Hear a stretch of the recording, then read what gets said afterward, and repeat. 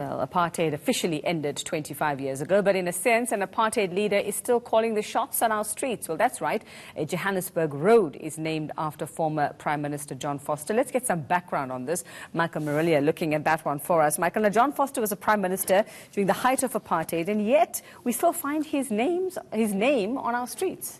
Yeah, that's absolutely right, Uveka. As you said, more than 20 years later and still paying tribute to an apartheid leader. Let's just give you some context. This is Rand Park Ridge on the western side of Johannesburg, and that, in fact, is John Vorster Road. Make no mistake, this is not a small road in this particular suburb. It's actually one of the biggest roads, certainly one of the longest, and it traverses a large section of the suburb, as you can see. So, who exactly was John Vorster, and why was this sign in this street named after him in the first place? Well, let's get some context on him. He was a former Prime Minister at the height of apartheid. In fact, from 1966 to 1978. He also served, Uveka, as the country's Justice Minister in the early 1960s. And it's really as the Justice Minister that he made his name in terms of his particular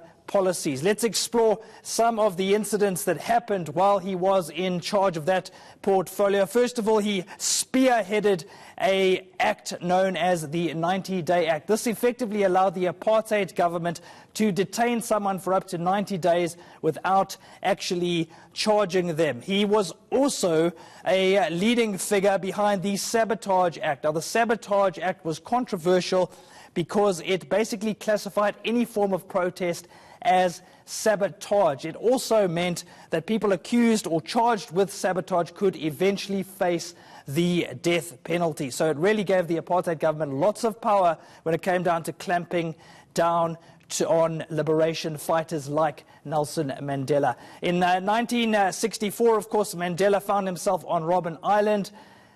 Vorster was the Justice Minister at the time. Several other important developments also happening while he was the Prime Minister. We saw the Soweto uprising in 1976. Of course, Vorster tried to clamp down on protest after that. And then Steve Biko was killed in police custody in 1977. Again, Uveka, John Vorster was in charge of the country when that tragedy transpired. Okay, and very quickly for us, what are the laws around name changes, Michael? Well, we have had a look, Uveka, at the City of Johannesburg's policy when it comes to renaming streets. This was actually issued in 2017, and it says that it will consider petitions with the following criteria in mind. So, where the existing name is considered offensive or hurtful, it will think about changing.